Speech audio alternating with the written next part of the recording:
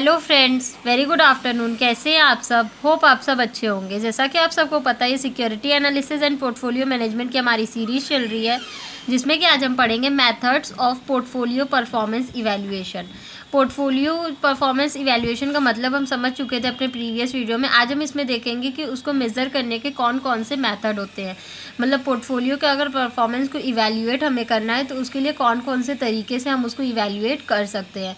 तो देखिए, इसके लिए बेसिकली 3 मेथड होते हैं: Sharpe's performance index, Treynor's performance index और जेनसेंस परफॉर्मेंस इंडेक्स। तो ये तीनों मेथड ही हम अपने इस वीडियो में कवर करेंगे। तो आइए फर्स्ट देख लेते हैं शार्पेस्ट परफॉर्मेंस इंडेक्स।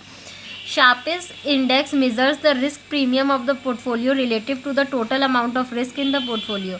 जो शार्पेस्ट इंडेक्स है वो क्या करते हैं, पोर्टफोलियो के रिस्क को मेज़र करते हैं। मतलब पोर्टफोलियो में जितनी भी सिक्योरिटीज़ होती हैं उनमें इन्वेस्ट करने पे कितने ज़्यादा हमें रिस्क या कितना कम हमें रिस्क लेना पड़ेगा, वो उसको क्या करते हैं, मेज़र करते हैं।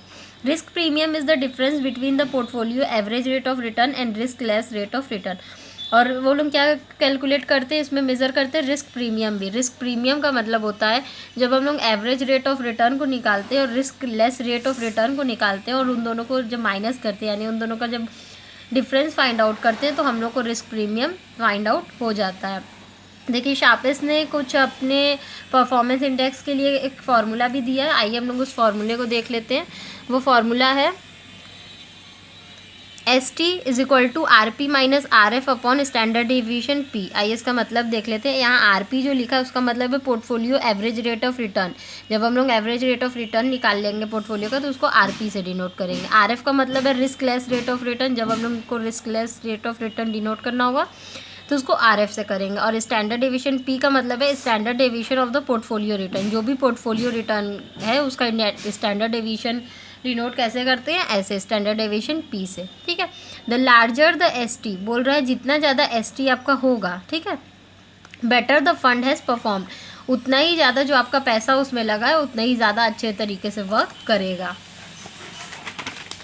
नेक्स्ट है आपका ट्रेन्योर्स performance index. Treynor's performance index का क्या मतलब है? The relationship between a given market return and the funds return is given by the characteristics line. इसमें जो बोल रहा है मार्केट रिटर्न होता है और जो फंड का रिटर्न होता है वो उसको हम लोग किससे दिखाते हैं, कैरेक्टरिस्टिक्स लाइन से दिखाते हैं। The fund performance is measured in relation to the market performance. जो फंड का परफॉर्मेंस है, यानी जो हम अपना पैसा इन्वेस्ट कर रहे हैं उसका परफॉर्मेंस हम लोग किससे मेज़र करते हैं, मार्केट के परफॉर्मेंस से मेज़र करते हैं और उन दोनों का आपस में रिलेशन बताते हैं। नेक्स्ट है the ideal funds return rises at a faster rate than the general market performance when the market is moving upward। जब बोल रहा है जब मार्केट जो है अपवर्ड की तरफ जाएगा, ठीक है, बहुत तेज़ी से ग्रो करेगा, तो जो आपका फंड का रिटर्न है वो बहुत ही तेज़ी से बढ़ेगा in comparison to market performance से। It's rate of return declines slowly than the market return in the decline. ठीक है, वो बोल रहा है कि अगर उसका रेट ऑफ रिटर्न क्या होता है, धीरे धीरे, बहुत ही धीरे धीरे कम होता है मार्केट रिटर्न से कंपेयर में। अगर मार्केट रिटर्न होता है तो बहुत जल्दी जल्दी डिक्लाइन होने लगता है, लेकिन जो रेट ऑफ रिटर्न है वो क्या होता है, बहुत धीरे धीरे डिक्लाइन होता है। इन्होंने भी एक फार्मूला दिया है, तो आइए इनका फार्मूला देख लेते हैं। ये जो RP लिखा है यहाँ पे इसका मतलब है पोर्टफोलियो रिटर्न। RM जो लिखा है यहाँ पे इनका मतलब है मार्केट रिटर्न और इंडेक्स रिटर्न। EP जो है इसका मतलब है एरर टर्म ऑन द और द रेसिडुअल। और ये जो AB है उसका मतलब है coefficient to be estimated. Beta coefficient is treated as a measure of undiversifiable और सिस्टमैटिक रिस्क। हम लोग क्या करते हैं, अगर हम लोग को सिस्टमैटिक रिस्क को मेज़र करना है तो हम लोग किसका यूज़ करते हैं, बीटा कोएफिशिएंट का यूज़ करते हैं। इसके लिए भी एक फार्मूला है, TN is equal to portfolio average return minus riskless rate of interest upon beta coefficient of portfolio. इनका देखिए ये फार्मूला, इसको हम लोग शॉर्ट में ऐसे लिख सकते हैं, TN is equal to RP minus RR upon BP। The larger the TN the better the fund has perform. इसमें भी वही सेम कंडीशन है, जितना ज़्यादा आपका TN होगा उतना ही ज़्यादा आपका पैसा अच्छे से यूज़ हो रहा होगा।